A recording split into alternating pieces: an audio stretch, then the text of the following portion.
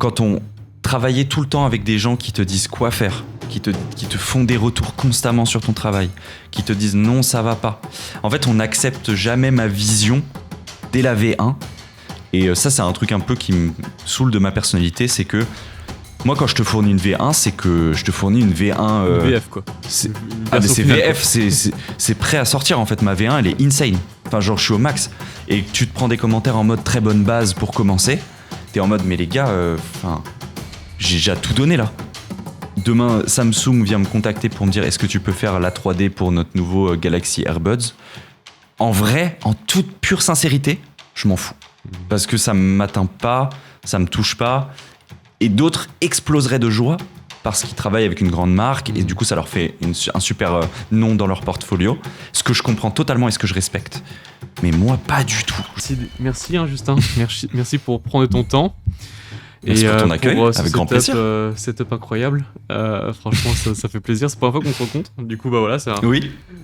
Première discussion dans le bain sur YouTube, donc merci. Direct. Merci beaucoup pour ton temps. Je voulais juste poser un petit peu quelques petites questions. Est-ce qu'on pourrait faire à la fin ? C'est un petit jeu innovant. Hein. Enfin, ça va être un petit peu différent de ce que j'avais pu faire par rapport à, avec Quentin, aussi avec Malo et avec Melvin aussi. Donc ça va être cool. On verra ça vers la fin. Je voulais juste déjà te découvrir un petit peu. C'est vrai qu'on n'a jamais, comme je te disais, on n'a jamais eu le temps de trop se parler. Et puis, même au niveau de ton background, j'ai vu quelques vidéos de toi, mais j'ai pas non plus énormément d'informations. J'aimerais bien savoir un petit peu d'où tu viens, comment tu as commencé le design et comment tout ça a démarré de ton côté, quoi. Donc ça remonte à quand même un petit moment. Cette histoire, j'ai l'impression que je la raconte à chaque fois. Mais en fait, je pense que personne n'est au courant parce que je la raconte toujours à des plusieurs petites personnes et du coup je pense que ça se prête pas trop. Okay. Alors comment j'ai commencé donc quand j'avais 12-13 ans. J'avais une chaîne Minecraft, Commentary, on cherche à faire des vidéos comme du Diablo X9, du Sifano et à cette époque-là, avoir une intro YouTube, c'était super important. Les intros en 3D avec les textes qui tournent, des néons, synchro sur une musique dubstep, ultra important. Et j'avais pas ça. Et donc je commence naïvement à 13 ans à contacter des GFX, des VFX de l'époque. Et en fait, ils me disent ouais mais non c'est payant en gros. Et là genre ils me disent des prix mais ridicules, ils me disent 10 à 15 euros. Littéralement j'aurais pu sortir ça de ma poche même si j'avais 13 ans. Et en fait non, je dis non je veux pas payer. Donc je tape sur YouTube comment créer une intro YouTube. Je tombe sur un tuto C4D de Custy à l'ancienne, pour ceux qui connaissent éventuellement, sur Cinema 4D, qui fait genre passer ton texte 3D. Tu sais, genre au début, c'est un espèce de fouillis 3D, et quand il y a un slider qui passe, ça fait apparaître ton texte. Vraiment l'intro de base que tout le monde avait à l'époque. Donc là, on est en 2013-2012, je dirais. Et donc, je rentre là-dedans, j'installe Cinema 4D, j'installe After Effects, parce que je découvre que c'est là-dessus qu'on fait la synchro avec le son, et qu'on fait les effets et tout. Et je crois que c'est là que je commence à faire mes premières intros et mon premier motion design finalement. Et après, je réplique la même introduction avec différentes fontes et différentes couleurs pour mes potes, parce que j'étais trop fier. Et tout commence comme ça. Et après, petit à petit, je vais dans de l'animation de personnages Minecraft, donc du rigging. Et puis, je trouve un public là-bas. Parce que la chaîne YouTube que j'ai aujourd'hui, Justin Buisson, avant, elle s'appelait Flows. Flows Designs. Et dessus, c'était que des intros. Et je faisais ça gratos pour mes potes, ou alors je faisais payer des gens qui me passaient des commandes. Là, j'avais 14 ans environ, ou 13 ans. Donc, et ensuite... commencé l'entrepreneuriat à 14 ans, du coup. Ouais. Bon, du coup, full illégal, full PayPal, ce genre de choses, quoi. Genre, tu prends ton 15 euros, ton 20 euros pour une journée de travail, c'est ridicule. Mais voilà, t'apprends la vie, t'apprends les tarifs, enfin, t'apprends ce que c'est de vendre des choses, t'apprends d'avoir des clients très tôt, c'est assez rigolo. Bon, bien sûr, quand t'es dans le jus, à 13 ans, tu penses pas comme ça, tu te dis juste « Ah, trop bien, je fais un peu d'argent, c'est rigolo ». Mais tu te dis pas « Ouais, je suis entrepreneur, etc. » Enfin, moi, j'avais pas du tout ça en tête. Et donc, c'est avant tout un passe-temps, je suis toujours à l'école, à côté, donc c'est quand j'ai le temps. Puis en fait, la chaîne prend petit à petit. J'ai 15 ans, 16 ans. Je commence à avoir 15 000, 20 000 abonnés sur la chaîne. Et je fais plein d'intros Minecraft pour des youtubeurs Minecraft plutôt connus, plutôt germanophones. Donc je sais pas pourquoi, j'étais dans la communauté allemande, beaucoup. Et puis après vient donc la fin du lycée et je fais un peu une pause. J'y touche plus pendant 2 ans parce que c'est peut-être ma crise d'ado à ce moment-là. Je me dis c'est pas cool de faire des trucs Minecraft, c'est pas stylé. Très con de penser comme ça, mais voilà, c'est comme ça à l'époque. Puis ensuite j'arrive au moment du bac et après le bac, faut choisir ce que tu fais. Moi je pars sur une école IARTSUP pendant 5 ans, école privée. Et voilà, je dis à mes parents que je crois que ce que j'ai envie de faire, c'est du design, du graphisme. Eux, ils sont plutôt ouverts à ça. Donc, c'est parti pour cette école de design. Et là, j'en sors tout juste, donc, depuis septembre dernier. Donc, tout juste, non, ça fait presque 1 an, finalement. Et je suis donc freelance à temps plein. Enfin, freelance tout court. Et je fais 50% YouTube. Et 50%, je travaille avec une boîte de production avec qui j'ai un petit contrat récurrent. Petit aparté dans cette vidéo pour te présenter un outil que j'ai développé pour tous les freelances qui souhaitent gagner du temps. Il s'agit d'un template de facture qui est automatisé, c'est-à-dire qu'il va calculer automatiquement le sous-total, la TVA appliquée au projet, etc. Il va juste falloir rentrer une database, le nom, le prénom, le numéro de SIRET, etc. de ton client. Il va automatiquement update tout ça. Et ça te permet de gagner énormément de temps et de ne pas te soucier à tous les petits détails qu'il peut y avoir sur une facture. Donc si tu veux y avoir un accès gratuitement, bien sûr, tout est dans la description. Je vais te laisser, je te prends pas trop de temps et nous on va continuer avec l'interview. C'est parti. C'est vrai que voilà, tu m'as rappelé aussi des petits souvenirs. Même au niveau de tes vidéos YouTube, il y avait une de tes vidéos où tu as essayé de refaire une intro Minecraft pour Inoxtag, c'est ça? Ouais, comme à l'époque, putain. Ouais, comme à l'époque. Et franchement, c'est un peu comme ça aussi que moi j'ai commencé en faisant des intros YouTube pour ma propre team Call of Duty. Les teams, oui, bien sûr. Et voilà, des frag movies, etc. Donc voilà, c'est marrant, on a un peu le même background, on a tous les deux se lancer dans le domaine de cette manière. Et ok, c'est vrai que t'en avais déjà parlé, je te remercie pour ce petite piqûre de rappel. Mais c'est vrai que c'est pour les personnes peut-être qui te découvrent, mais après ça m'étonnerait quand même. T'as quand même justement depuis pas mal bossé sur YouTube et t'as une chaîne qui fonctionne vraiment bien. Et justement, j'avais une question au niveau de cette chaîne YouTube et ton parcours de freelance. Dans les quelques prochaines années, comment tu te vois? Tu te vois full YouTube ou tu comptes rester en tant que freelance? Pourquoi pas combiner les deux ou trouver un moyen de lier ces deux passions et métiers? Ouais, je suis en plein dedans cette réflexion. Ouais. Il y a un peu cette peur de partir dans un full YouTube parce que ça aussi je l'avais déjà dit, mais j'ai l'impression d'être un espèce de, tu vois, genre plus ça, au début ça va aller, puis après peut-être après 2 ans, 3 ans, je vais devenir une sorte de clown qui est plus au courant de ce qui se fait actuellement dans l'industrie, qui fait que ces trucs dans son coin. Ça peut avoir des choses bénéfiques. Il y a peut-être d'un coup, je vais avoir un déclic, je vais devenir un génie en réal, je vais avoir des idées de fou. Ou alors, je vais juste faire des trucs pas forcément de mieux en mieux parce que je suis plus au courant de ce qui se passe dans l'industrie, parce que vu que je suis à 100% dans YouTube, je suis un peu déconnecté de la réalité, j'ai plus la conscience des tarifs, etc. Je sais plus travailler pour des clients. Tout ça, c'est des compétences en vrai super intéressantes à avoir. Savoir parler à des gens correctement, gérer des projets avec des clients réels qui ont des attentes. Et tout ça, je peux peut-être le perdre avec YouTube. Ça rajoute du confort parce que je suis mon propre boss et je peux faire ce que je veux, à comment je le veux, à la fréquence que je veux. Mais par contre, je suis peut-être un peu déconnecté de la réalité et ça me fait un peu peur de me dire que je suis plus au courant des derniers trucs, que voilà, je m'adapte pas avec ce qui se fait. Alors, les deux peuvent fonctionner, hein. Je peux quand même faire du full YouTube et continuer à me renseigner à côté. Mais j'ai l'impression que si je suis pas vraiment en train de travailler pour des clients ou dans une boîte pour quelque chose, j'aurais l'impression d'être un peu, voilà, de plus me rendre compte de ce que je suis en train de faire. Donc ça fait peur, ce full YouTube. C'est pour ça que pour le moment, cet équilibre que j'ai, il est assez sympa. J'ai 3 journées dédiées par semaine à une entreprise. C'est un contrat de prestation. En fait, je leur dis, je vous donne 12 jours dans mon mois. Vous les mettez où vous voulez, bien sûr prévenu à l'avance pour que je puisse m'organiser. Et je travaille 12 jours pour vous par mois. Et puis, je vous fais une facture à la fin du mois. Et à côté de ça, j'ai donc des journées qui se libèrent pour mes projets perso, qui est ma chaîne YouTube. Et je crois que j'ai envie que ça reste comme ça, une sorte de passion. Enfin, vraiment, à la base, c'est vraiment une passion. Hein. C'est genre partager des choses. Et puis si en plus de ça, en partageant des choses, je peux créer une audience et donc je sais pas moi, gratter une sponsor par-ci par-là pour, on va dire, arrondir les fins de mois, je le prends aussi. Mais c'est avant tout pour... Cette chaîne YouTube, elle est avant tout là pour pas m'ennuyer. Parce que sinon, j'ai pas envie de faire un espèce de CDI 5 jours par semaine. Je me sens un petit peu enfermé là-dedans. Mais en même temps, si je suis freelance, bah, ces 2 journées-là que j'ai de libre, faut bien que je les comble avec quelque chose. Donc c'est cette chaîne YouTube qui m'occupe bien. Et que j'aime bien parce que je me mets pas trop la pression.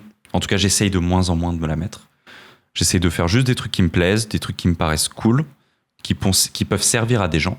Ouais, du coup, ok, je vois que c'est vrai que cette balance, elle est un peu compliquée à faire un petit peu au début, mais toi, quand même, de ton côté, je trouve que c'est quand même assez clair. Tu veux garder YouTube plus comme un passe-temps, et je trouve que c'est un bon moyen pour se libérer aussi et avoir moins de pression envers les sponsors. Ouais. Et le fait d'avoir en fait un skill et une renommée et une clientèle qui est déjà bien établie, ça te pose quand même moins la pression de faire des vues. Et c'est vrai que si t'as pas forcément de produits quand t'es sur YouTube, de produits à vendre qui vient de toi, c'est vrai que tu dépends vachement des marques et ça va être peut-être la pression des vues et oh là là, enfin ouais, ça c'est un enfer, rien que d'y penser.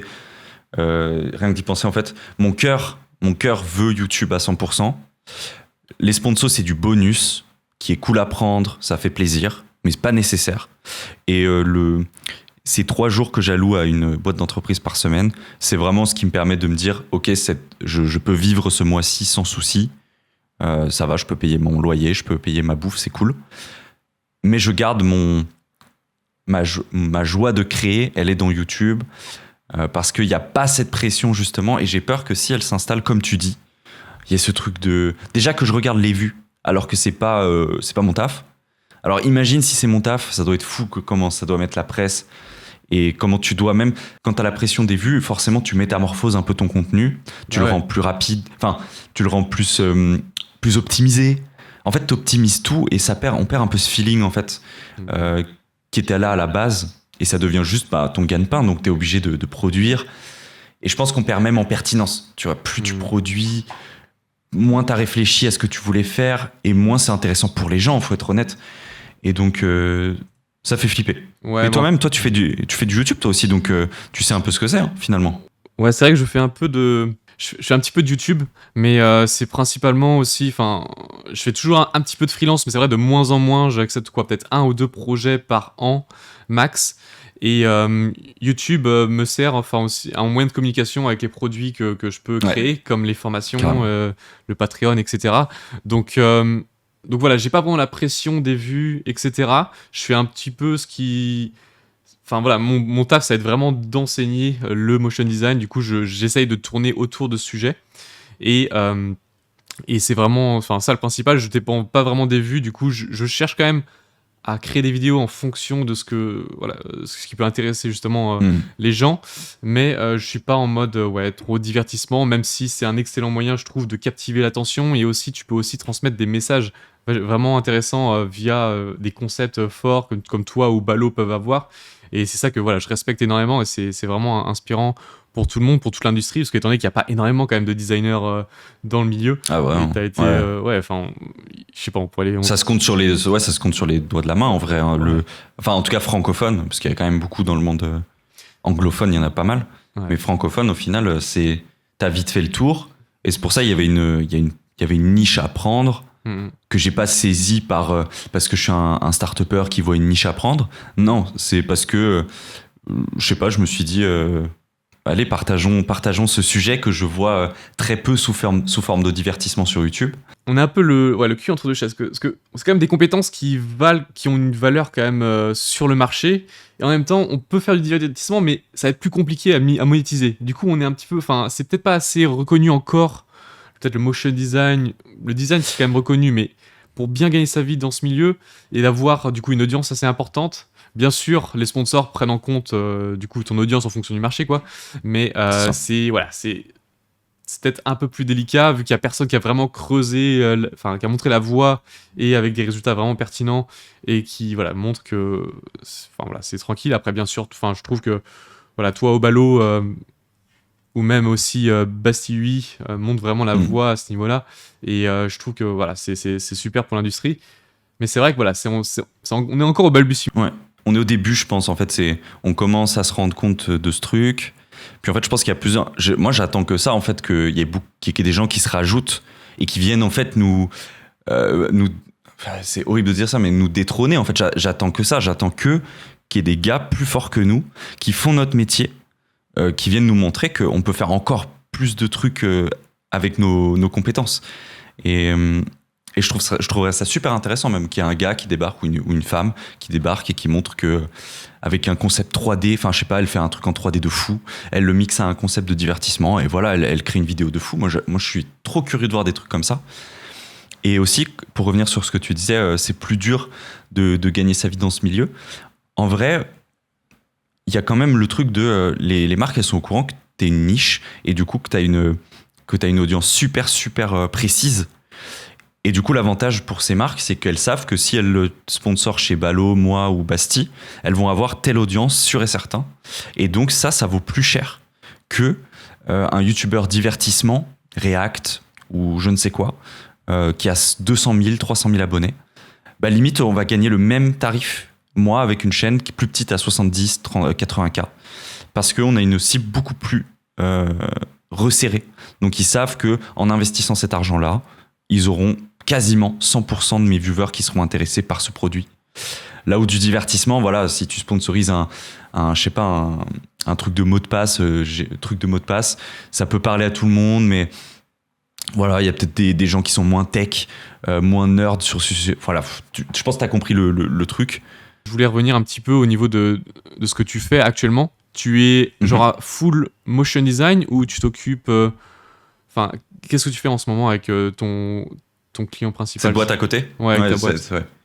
Donc la boîte, en fait, je vais déjà clarifier, c'est Behind the Skills. Voilà, je le dis bien pour que les gens puissent chercher. C'est une boîte de prod, corporate / branding, publicité. Enfin, on essaie de faire aussi des pubs un peu plus costauds maintenant. Je fais là-bas de l'écriture des fois, principalement du montage. Ça, c'est 60% de mon taf là-bas.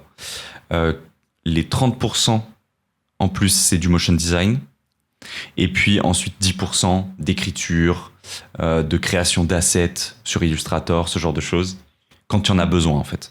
Okay. Donc ce que je fais à côté, c'est pas forcément les trucs les plus fun.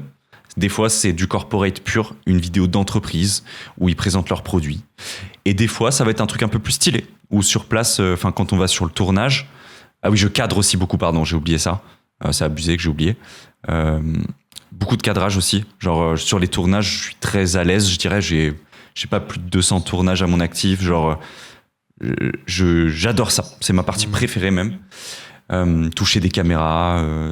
cadrer, faire un set, je trouve ça ultra passionnant. Même les lumières, tout ça, le jeu des lumières qu'on retrouve même dans la 3D. Donc, en final, je retrouvais ma logique que j'avais dans la 3D, je la retrouvais dans la vraie vie. Donc, c'était super intéressant. En gros, j'ai cette partie, on va dire, un peu moins fun, qui est des vidéos d'entreprise. Et à côté, j'ai aussi la partie de faire des montages un peu plus costauds, de trucs qui sont vraiment séquencés. Il y avait un storyboard, il y avait des claps, il y a des acteurs, tout ça. Et voilà, donc... On communique quand même pas mal sur ce qu'on fait sur cette entreprise, mais il y a beaucoup de trucs, c'est livré au client et c'est ça lui appartient, donc il communique comme lui il veut. Donc il y a plein de choses, on sait pas que c'est nous qui les avons fait. Donc c'est d'ailleurs sur quelque chose qu'on devrait travailler pour travailler notre image de marque. Je dis notre, mais je suis plus vraiment associé à la boîte. C'est juste que j'ai commencé en alternance avec eux en 2020, puis j'ai fait 2021. Puis ensuite, j'ai fini mon école et on a décidé de continuer en freelance. Donc c'est comme si ça faisait déjà plus de 3 ans que je travaillais avec eux. Et donc en fait, j'ai vu tous les débuts de cette entreprise. Au début, en fait, c'était 2 gars qui n'avaient pas énormément de connaissances en vidéo, mais juste, ils avaient des connaissances en entrepreneuriat, comment monter un projet, etc. Et moi, j'arrive là au milieu et genre, je suis un peu, sans prétention, mais c'est un peu la réalité, je suis un peu un des 3e piliers de cette boîte de prod avec eux. Et on a construit tout ça ensemble, on a recruté. Et après, bien sûr, au fur et à mesure, c'est plus eux qui faisaient le truc administratif. Ouais. Moi, je faisais la partie vidéo. Et puis aujourd'hui, l'entreprise, je sais pas, on est 15, je crois. Ils sont à Lyon et à Paris. Et puis voilà. Moi, je suis un peu détaché de l'entreprise. Je sais plus trop ce qui s'y passe exactement. Mais ils sont quand même dans mon cœur parce que voilà, j'ai quand même participé au début. Et j'estime que je l'ai quand même mené dans une bonne direction. Ouais. Et puis après, voilà, les recrutements ont fait les choses, le temps a fait les choses. Et aujourd'hui, ça tourne bien, il me semble. Et c'est pour ça que on continue de travailler ensemble. Il y a une vraie confiance qui s'est installée en vrai entre nous. Et puis voilà, donc cadrage, beaucoup. Montage, énormément. Motion, ça va, mais pas de malade. Quand même pas mal. Et voilà. Et ensuite, YouTube à côté. Et du coup, au final, dans YouTube, je retrouve tout. Ouais. Je retrouve tous ces process que j'ai dans une entreprise, sauf que c'est moi qui fais tout de A à Z, l'écriture, la miniature, le montage, le sound design, tout ça. Donc au final, je fais la même chose, mais avec ma liberté à côté, pas de pression, pas de clients. Donc c'est 2 visions très différentes, mais qui sont cool, qui sont très complémentaires. Parce que du coup, je garde mon sérieux de l'entreprise, et à côté, je peux garder mon truc fait au feeling, fait maison, chez moi, quoi. Et ouais, c'est vachement intéressant. Et puis, je me demande aussi, là, c'était un peu la prochaine question, mais comment tu as réussi à découvrir cette entreprise ? Est-ce que ça s'est fait au feeling ? C'était des mecs que tu avais rencontrés au hasard ou dans ton école ? Étant donné que pour les designers qui se lancent tout juste dans le milieu, ça peut être intéressant de voir comment démarcher, comment se faire ses premiers clients. Alors, toi, est-ce que c'est du coup full connexion ou ça a été en démarchant sur Malte ou des sites comme ça où tu t'as fait tes premiers clients. Ça peut être intéressant d'avoir ton approche à ce niveau-là. Ouais, c'est beaucoup de chance, beaucoup de timing, beaucoup de connexion, comme tu dis. Qu'est-ce qui s'est passé en 2018 ? Début 2018, je lance ma micro-entreprise parce que, avec un ami, il a un contact qui lui a dit j'aimerais bien faire des vidéos, mais j'ai besoin de quelqu'un qui s'y connaît. À l'époque, en toute sincérité, avec mon pote qui est, je vais dire son nom, c'est Charles Botala, qui est aujourd'hui un artiste 3D. Okay. À l'époque, on était tous les deux en école et on aimait bien la vidéo tous les deux. On avait une petite caméra, voilà. Et en fait, ce client, c'est Le Wagon, qui est un bootcamp de code assez connu aujourd'hui. Donc en vrai, ils sont assez renommés. C'est une formation physique, tout comme online. Et aujourd'hui, ils ont ultra répandu leur offre, ils sont dans toute la France, même dans le monde entier et tout, c'est abusé. Et donc moi je faisais les vidéos pour Le Wagon Lyon avec mon pote Charles Botala. Donc ça c'est mon tout premier vrai client hors d'internet, vraiment client physique. Et ça part de là, ça parle d'un ami qui me dit je me sens pas d'y aller tout seul, est-ce qu'on peut pas le faire à 2 ? Donc on filme nos trucs, c'est pas top, mais ils sont contents, donc ça va. Enfin, quand je regarde aujourd'hui, c'est une catastrophe en vrai. Mais c'était ok pour l'époque apparemment. Puis en fait, de fil en aiguille, mon pote n'est plus trop intéressé par ce travail avec Le Wagon. Moi, je continue. C'est assez récurrent. De temps en temps, je dois venir filmer des trucs, faire du montage pour eux. Et ça, c'est tout à côté de l'école. Et puis ensuite, en fait, j'ai travaillé presque 3 ans pour eux, de façon assez récurrente. Ça me faisait un petit bonus à côté. C'est très cool. Et en fait, un jour, je leur dis, en vrai, j'aimerais me dégager un peu de temps. J'ai plus trop envie de travailler avec vous. Ils ont dit, pas de souci. Et en fait, à ce moment-là, le gars avec qui je travaillais chez Le Wagon, il m'a recommandé à un de ses élèves dans cette formation qui, lui, voulait monter son entreprise de vidéo. Et donc, c'est Behind the Skills. On se retrouve autour d'une bière grâce à ce plug de Le Wagon. Donc, c'est que du bouche à oreille. J'ai rien fait pour ça. J'ai juste eu de la chance, entre guillemets, et du timing. Et on va boire cette bière ensemble. Ils me parlent de leur projet. Moi, je trouve ça cool. Au début, ils voulaient me prendre en tant que freelance et qu'on travaille de temps en temps ensemble. Puis, en fait, ils se rendent compte que je suis en cursus scolaire. Donc, ils se disent « Ah, mais on peut peut-être te prendre en alternance. Est-ce que ça t'intéresse ?» Et à cette époque-là, moi, l'alternance, je comprenais pas pourquoi tout le monde hypait l'alternance. Moi, je voulais être en freelance, faire mes thunes tranquille, faire mes projets. Et en fait, j'avais pas compris que l'alternance payait avec l'OPCO. Payait en fait le prix de ta formation à l'année. Et j'étais en mode waouh, ok d'accord, ça c'est quand même un gros déclencheur. Ils prennent en charge l'année de formation qui est ultra chère. Et en plus de ça, j'ai un salaire plutôt ok en alternance avec cette entreprise. Au début, je dis non parce que je savais pas tout ça. Puis en fait, je reviens quelques jours après m'être renseigné, et je leur dis, les gars, en fait, pour l'alternance, pourquoi pas? Et c'est là qu'on se retrouve à 3, Victor Linder, Paul de Castelbajac et moi, dans une entreprise qui n'a aucune personne les connaît, on sait pas trop ce qu'on fait. Moi, je m'y connais en vidéo, mais pas encore autant qu'aujourd'hui. Ça fait que j'ai quand même progressé pas mal en 2 ans. Et eux, ils s'y connaissent un peu en vidéo, mais pas des masses. Ils sont plus dans le marketing et dans l'administratif, etc. Et c'est là que ça commence en 2020. Et je pense que c'est là que j'ai pris tous mes skills vidéo. Et c'est en même temps, enfin, j'avais un peu commencé ma chaîne YouTube avant. Attends, je remets un petit peu les timings pour que ce soit clair. Avril 2020, je reprends ma chaîne YouTube de l'époque qui s'appelait Flows. Je la renomme Justin Buisson. Avril 2020. Et septembre 2020, je rejoins en alternance Behind the Skills, qui est, on le rappelle, un bouche à oreille de Le Wagon, mon premier client. Et du coup, voilà, ouais, c'est vraiment intéressant. Et puis toi, du coup, tu te vois vraiment continuer comme ça, d'avoir un petit peu un pied dans les deux, dans le milieu professionnel et un pied dans YouTube. Et tu te vois comme ça pendant quelques années, ou tu te vois, ou tu y vas vraiment au feeling, quoi? Pour le moment, je reste dans la zone de confort un petit peu, vu que c'est la première année où je suis libre de faire ce que je veux, quoi. En théorie, là, je peux dire non, en fait, je veux un CDI. En fait, j'ai tellement de possibilités qui s'offrent à moi qu'il faut que je fasse un choix. Ça, c'est un peu le choix de la facilité, entre guillemets, pour le moment. Ça m'assure mon truc tranquille. Et à côté, je peux faire ce que je veux. Mais je suis un peu restreint, donc il y a des contraintes. Je peux pas faire autant de YouTube que j'aimerais.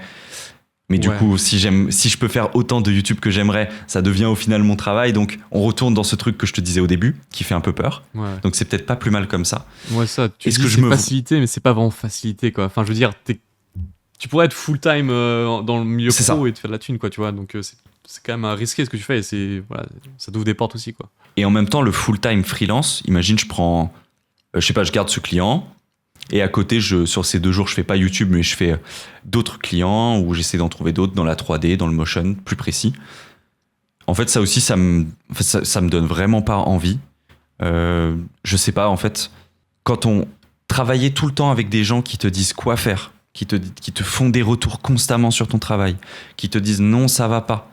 En fait, on n'accepte jamais ma vision dès la V1.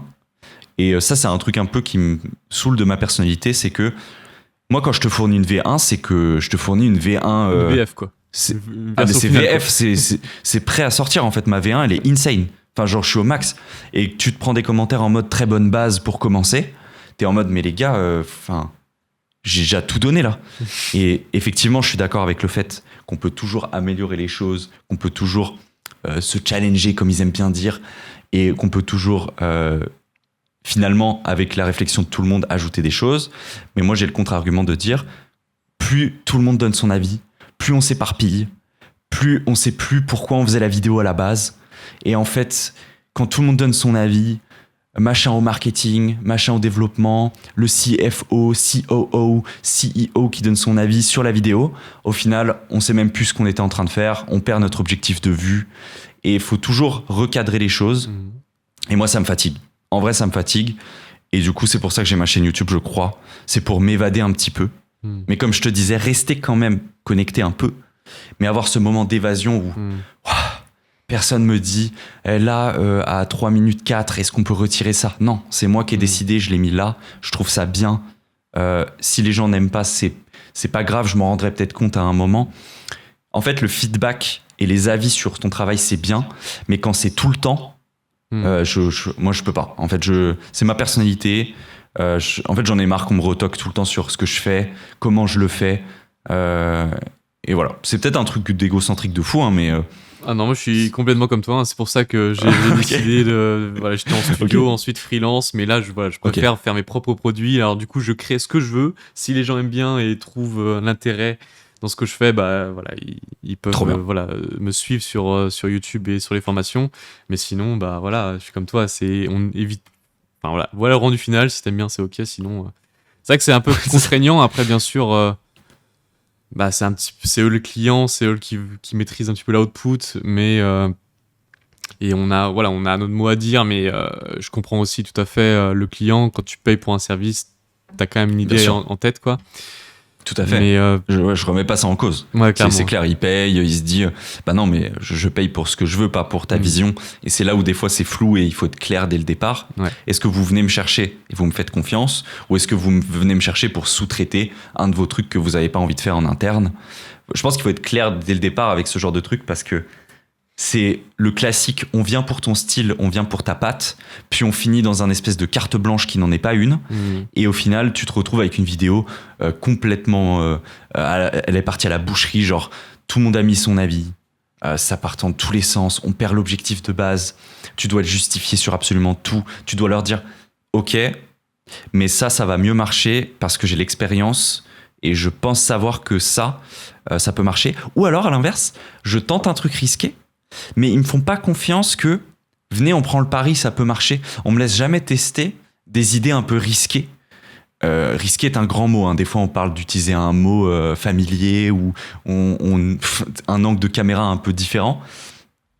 Et en fait, non, parce que au début, ouais, trop chaud, nous on aimerait casser les codes, on aimerait think out of the box. Bref, ils te sortent plein de termes comme ça en mode putain, stylé, on peut peut-être faire une vidéo un peu créative. Et au final, on revient toujours à une interview double cam. Et voilà quoi. Ça finit toujours comme ça quoi. Donc ça me fait perdre un peu espoir, d'où la chaîne YouTube. Désolé, je tourne un peu en rond. Non, mais ça me fait toujours revenir. À chaque fois quand j'y réfléchis, je me dis ouais, vraiment, heureusement que j'ai cette chaîne YouTube pour souffler un peu. Ouais, souffler, mais aussi c'est un peu du charbon aussi, parce que ton temps perso, tu le consacres à la création de contenu. Du coup, c'est vrai. Ouais, c'est pas une Mais c'est un peu t'évader, ma vie. mais je trouve que c'est un bon investissement quand même d'avoir justement ces personnes qui peuvent suivre ton travail. Aussi, ça va pouvoir dans le futur te donner aussi plus de liberté. Si jamais, je sais pas, tu crées un studio, mais avec tes propres codes ou comme on me disait, tes propres produits ou je ne sais quoi. C'est vrai que c'est toujours une asset qui peut être intéressant pour le futur, quoi.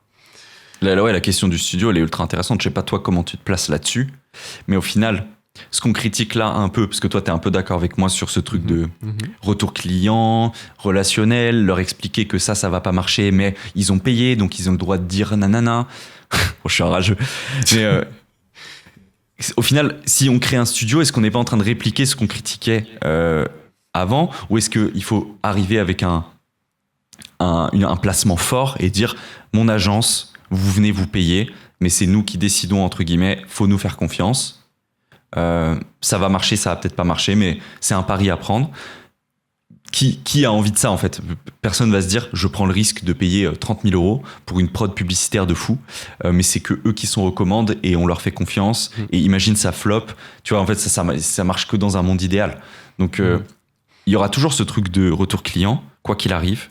Et du coup, cette question de studio ou d'agence à créer, je crois que ça me fait pas rêver tout de suite. Peut-être quand j'aurai pris de la maturité et que je regarderai cette interview dans 3 ans et que je me dis mais qu'est-ce qu'il raconte cet égocentrique de merde à tout le temps dire que son travail est bien et que le remettre en cause par des gens il rage ou quoi que ce soit. Donc peut-être que là-dessus il faut que j'évolue et que je change de perspective, mais c'est ma perspective actuelle, donc je m'en éloigne. Mais ouais, désolé, j'ai embrayé sur le truc de studio, mais du coup toi, qu'est-ce que t'en penses de ce truc de studio? Est-ce que ça te passe par la tête? Est-ce que ça te donne envie? Ouais, j'avais le même point de vue que toi. C'est vrai que je suis passé par différentes petites phases, que ce soit en tant que freelance, création de formation. Et là, c'est vrai que je m'intéresse de plus en plus à la création de studio, mais pas le studio classique, tu vois. Enfin, je travaille dessus et peut-être que j'en parlerai peut-être ou non une fois que ce sera lancé, étant donné que je cherche un peu à disrupt un petit peu l'industrie et de créer une manière un petit peu nouvelle de créer des animations et se positionner en tant que studio. Stylé. N'en parle pas. Individuel, mais j'en parlerai pas. Mais une fois que ce sera lancé, parce que le classique en parlait trop tôt, puis ensuite ça tombe à l'eau. Ouais. N'en parle pas, fais ton truc dans ton coin. Mais oui. Et là, sors avec une bombe atomique une fois que c'est fait, et là ça va être trop bien. Ouais, c'est sûr. Mais moi, j'adore. Mais c'est sûr à 90% que ça se fait. Genre, je suis dessus et ça va sortir, c'est sûr. Alors, est-ce que ça va marcher? Ça, c'est moins sûr. Mais en tout cas, il y aura toujours un positionnement à se faire. Mais c'est intéressant et je suis quand même excité avec ce projet. On verra un petit peu comment ça se passe. Et comme je disais, peut-être que je le partagerai ou non. Mais ouais, le style de studio, je suis d'accord avec toi. C'est vrai que tu te crées aussi une prison un petit peu dorée. Parce que c'est vrai que forcément les budgets sont plus élevés, mais aussi les retours peuvent être contraignants, aussi dealer avec les différents freelanceurs que tu peux appeler, le boulot qui serait peut-être pas bien fait, etc. C'est beaucoup de contraintes qu'il faut penser. Et voilà, il faut vraiment avoir aussi peut-être son cercle, son réseau pour bien travailler. Mais en tout cas, c'est pas enfin, tout le monde peut pas, je pense, n'a pas forcément les épaules pour gérer un studio, et tu te positionnes moins en tant qu'artiste, en fait, tu te positionnes plus en tant que gérant. C'est un peu comme Quentin Deronzier quand il se lançait avec Woof Collective, il avait son studio, mais voilà, ça lui manquait un petit peu le pouvoir développer des idées, d'avoir vraiment la main dans la pâte et moins être en tant que gérant d'entreprise, quoi. Du coup, c'est vrai que ça dépend un peu de la personnalité de chacun aussi, vers quelle direction on veut s'orienter.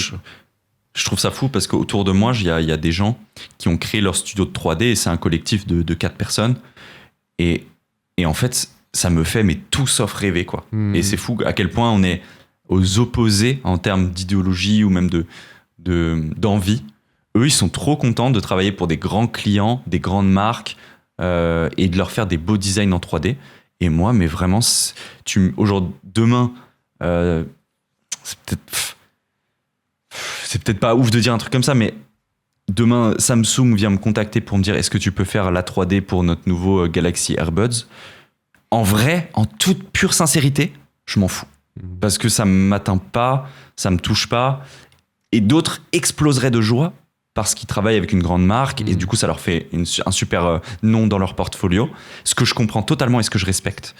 Mais moi, pas du tout. Genre vraiment, forcément, ça me ferait un petit truc, je pense, d'ego pur.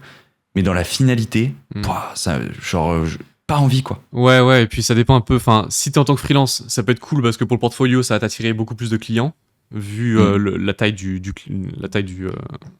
client, tu vois.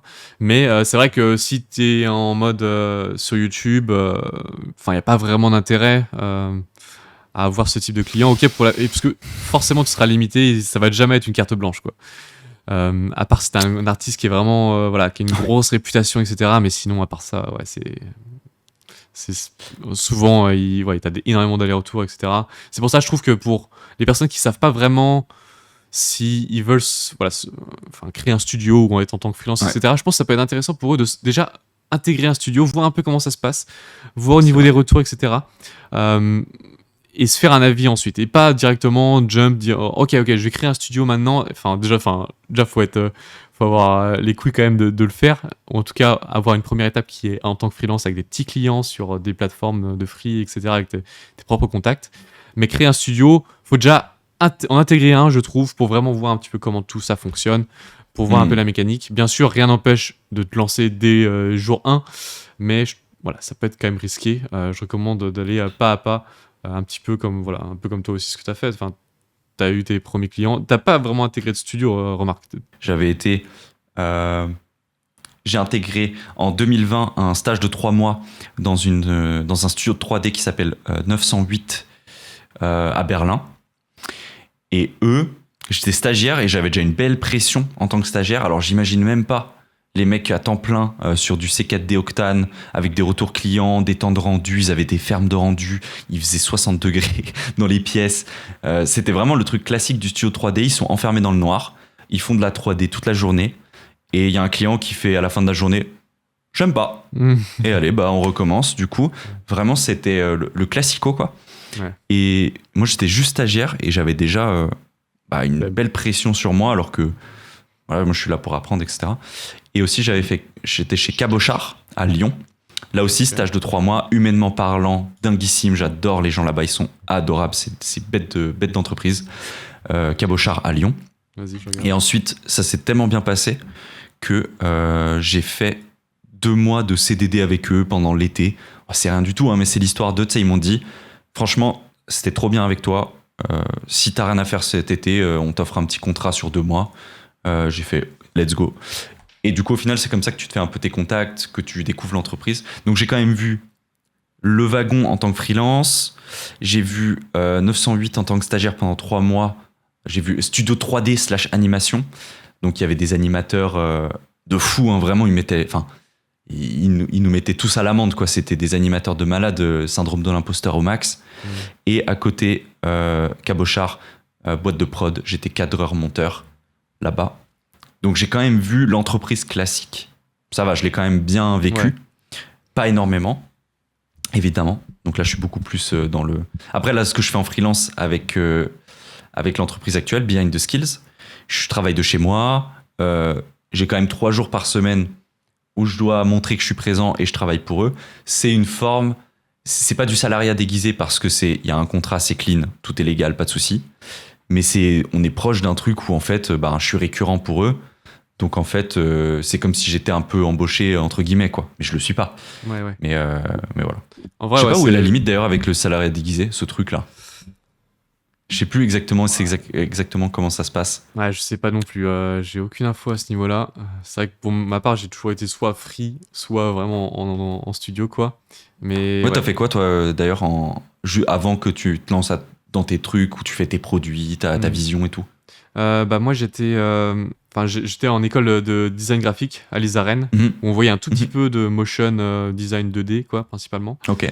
Du coup, moi, je me suis formé de mon côté en 3D, sur Cinema 4D, etc., sur YouTube et avec des formations, quoi. Et ensuite, j'ai directement cherché à rejoindre un studio sur Londres. Parce que, enfin, voilà, l'anglais, c'est primordial, surtout dans ce Bien sûr.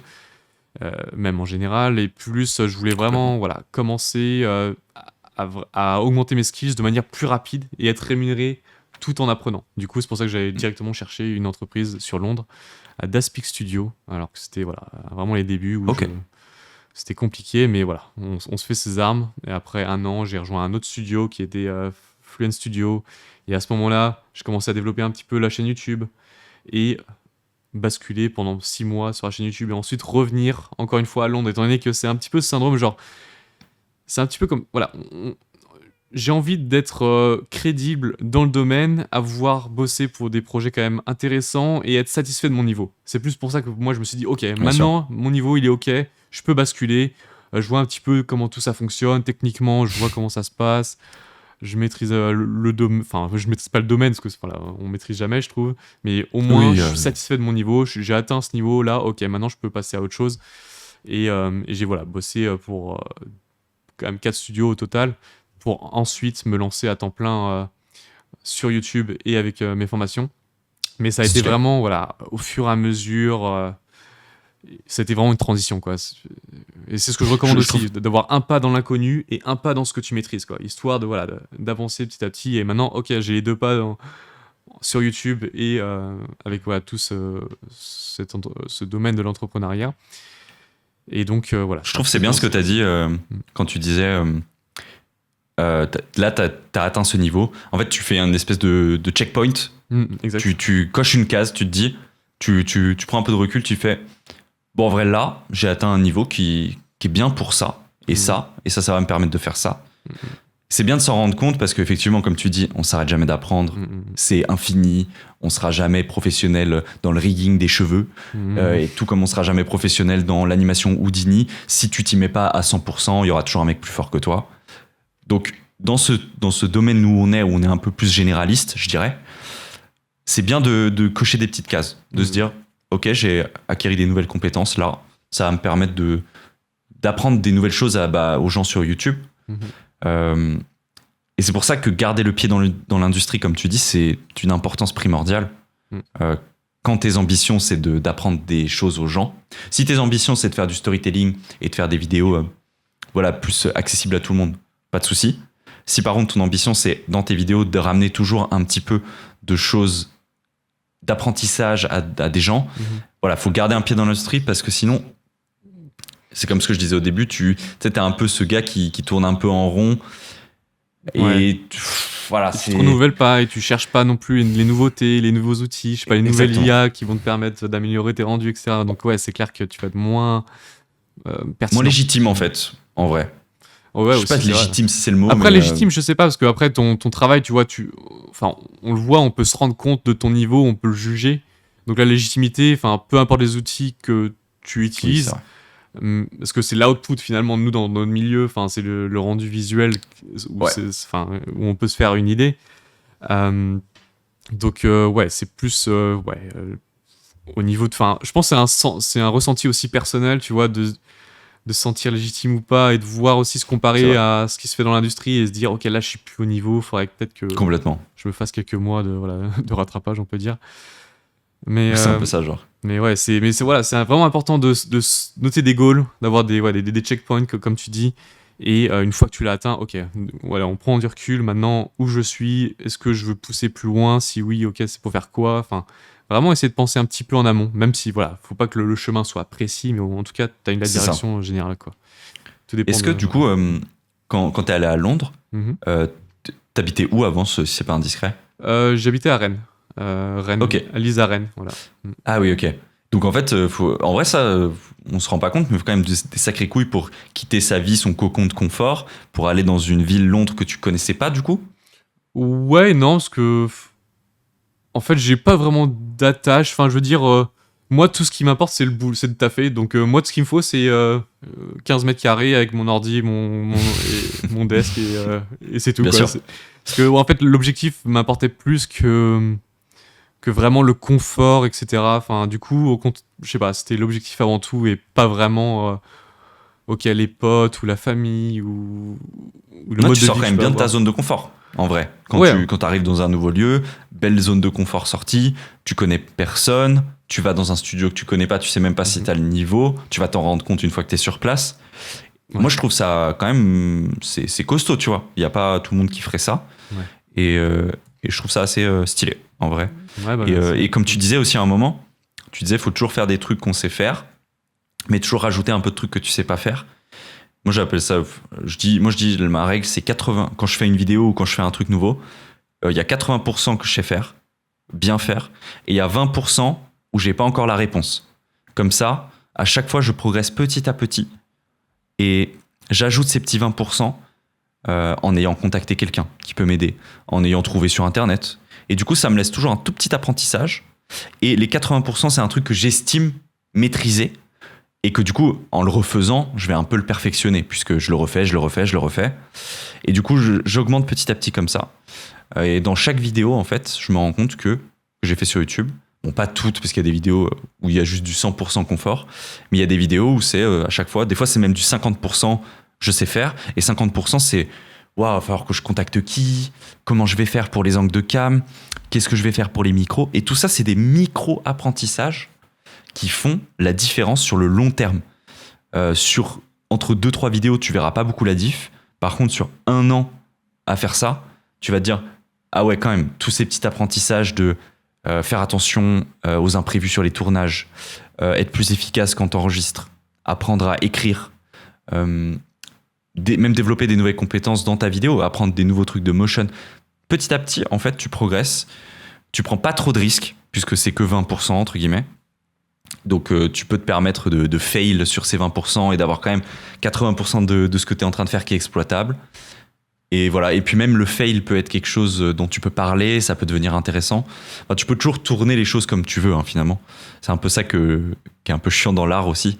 Et bien, c'est que tu peux tout justifier, tout expliquer, tout dire. Ah ouais, mais c'était prévu. Et du coup, c'est interminable en fait.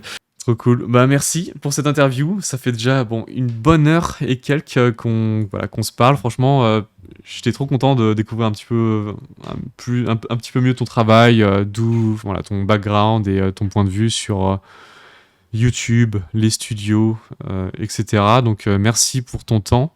Et où est-ce qu'on pourrait te retrouver du coup sur les réseaux? Eh ben, merci pour la passe D. On peut me retrouver donc principalement sur ma chaîne YouTube Justin Buisson et sur tous les autres réseaux type Behance, Twitter, Instagram sous le même pseudo. Behance, ouais. Mais Behance aussi, ouais, je mets quand même pas mal de projets assez complets. Je mets tout, les backstage et compagnie. Mhm. Et YouTube si vous voulez voir mon côté vidéo, divertissement. Et plutôt Behance si vous voulez voir mon travail ou mon site internet justinbuisson.com. Et les réseaux Insta, Twitter et compagnie, c'est que partout. du bonus. Voilà, je suis partout. Partout. Et d'ailleurs, entre Twitter et Instagram, lequel t'es le plus présent? Lequel t'es plus familier? À l'époque, c'était Twitter, le plus important à mes yeux. Puis petit à petit, en En fait, quand tu prends un tout petit peu en notoriété, tout ce que tu dis a plus d'impact et tout ce que tu tweets peut te mettre de plus en plus dans le mal parce que tout le monde vient donner son petit avis, etc. Moi, ça m'angoisse un peu ce truc de tu donnes un avis et qu'on vienne te détruire sous des tweets parce que c'est super facile de parler, etc. Ça m'a un petit peu refroidi récemment. Ok. Et donc j'y vais moins. Et donc Insta un peu plus, même si leur algo, j'y comprends rien en ce moment, c'est un peu la foire. Il y a des gens que j'adore que je ne vois jamais dans mon feed parce que j'ai pas assez interagi avec eux selon Instagram. Donc c'est un peu compliqué en ce moment. Ma relation réseaux sociaux, elle diminue. Et même, je dirais, il y a un truc qui se passe, c'est que je vois YouTube comme mon réseau social préféré de tous les temps, quoi qu'il arrive. Parce que à mes yeux, c'est un réseau social. Pour moi, il a tout ce qui est bien d'un réseau social. Et avant, je postais des teasers pour annoncer mes sorties de vidéos sur tous mes réseaux. Et aujourd'hui, c'est un truc, depuis les 2 dernières vidéos, que j'ai perdu et que j'ai plus envie de faire. J'ai envie de poster ma vidéo et me dire qu'elle vive sur YouTube, indépendamment de ma com sur Insta, Twitter et compagnie. Je vais peut-être l'annoncer 1-2 jours après, juste mettre la miniature, dire j'ai sorti une nouvelle vidéo à la limite. Mais ça, c'est un truc que j'ai remarqué. Bon, je m'approfondis pas plus, mais Non, okay. plus trop envie de faire des teasers, plus trop envie de le dire partout, de faire une communication hors pair, millimétrée, etc. Juste envie de laisser vivre le truc sur YouTube et m'enlever encore un tout petit peu de pression que je commence à m'accumuler. Pression que je me mets tout seul, on le rappelle, puisque les gens n'attendent pas vraiment que tu sortes de vidéo. S'ils n'ont pas de vidéo de ma part, ils vont voir ailleurs, il n'y a pas de souci. Mais du coup, tu te mets un peu une auto-pression, je dirais. Ouais. Et puis après, c'est vrai que si tu communiques pas forcément ces vidéos, YouTube, c'est aussi du moyen long terme, quoi. Les vidéos, elles restent, moi, des anciennes vidéos que j'ai pu faire, elles continuent de faire des vues, ça dépend vraiment du sujet qu'on aborde, étant donné que moi, c'est plus aussi genre informationnel. Du coup, beaucoup plus de recherche YouTube aussi. Exactement, ouais. Au niveau du SEO, etc. Mais en tout cas, tes vidéos YouTube, elles vivent par elles-mêmes et c'est vrai que comparé à Instagram, c'est que tu postes et bon, après tu disparais un peu dans le feed si tu restes pas consistant. Alors que YouTube, c'est vrai que les recommandations, etc. fonctionnent assez bien. Et du coup, on pourra te retrouver sur YouTube. Et vraiment très cool avec la dernière vidéo que j'ai bien aimée aussi, qui a été les 100 animations faites en 1 minute. On t'attend, hein. On t'attend sur le challenge, bien sûr. Ah oui, tu veux peut-être le faire sur CKD, bien sûr. sur Houdini. Qu'est-ce que tu peux faire en 1 minute sur Houdini? Ah putain. Ouais, faudrait des presets et tout, quoi. Ouais, c'est ouf. Ouais. C'est vrai que ce serait un peu l'enfer. On va dire en 10 minutes. C'est possible. Ouais. Avec des assets de Grayscale Gorilla pour texturer et tout. Mais après, pour le rendu, bon, c'est une autre affaire, quoi. Ouais, t'imagines le rendu, il est compris. Ouais, non. Impossible de tenir le challenge, quoi. Ok, merci à toi, Justin. Et merci beaucoup. Et puis, à la prochaine pour. À la prochaine. Salut. Ciao.